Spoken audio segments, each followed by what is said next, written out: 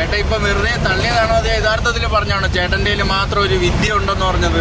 ഞാൻ കണ്ണ് കെട്ടി ഒരു 10 മിനിറ്റ് എന്നെത്തി കൂടെ പറപ്പിക്കും. ചേട്ടാ അത് വളരെ വേണ്ട ചേട്ടാ. ചേട്ടാ പേടിക്കണ്ട ചേട്ടാ, അത് വേണ്ട ചേട്ടാ.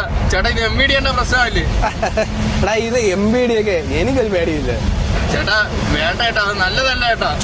ചേട്ടാ എനിക്ക് പച്ചവെള്ളം കണക്ക് റോഡ് അറിയാം, നീ പേടിക്കണ്ട ചേട്ടാ. നമ്മുടെ റിസ്ക് ആണ് ചേട്ടാ, നമ്മുടെ ജീവനോട് തന്നെ ചേട്ടാ റിസ്ക്. ഞാൻ ധൈര്യമായിട്ട് ഞാൻ 20 വർഷം എക്സ്പീരിയൻസ് ഉണ്ട്, എനിക്ക് 25 വയസ്സായി. ഇത് പേടിക്കുന്ന ചേട്ടാ 25 വയസ്സായാലും പറഞ്ഞിട്ട് കാര്യമില്ലല്ലോ ചേട്ടാ. കണ്ടും കെട്ടിയൊക്കെ വണ്ടി ഓടിക്കുന്ന റിസ്ക് അല്ലേ? ഒന്നുമില്ല, അടുത്ത് പാലം വരുന്നുണ്ട്, ഞാൻ അവിടെ നിന്ന് വേണമെങ്കിൽ ഡ്രിഫ്റ്റ് ചെയ്തിട്ട് തിരിച്ചെടുക്കും. കാണോ ചേട്ടാ? വേണ്ട ചേട്ടാ.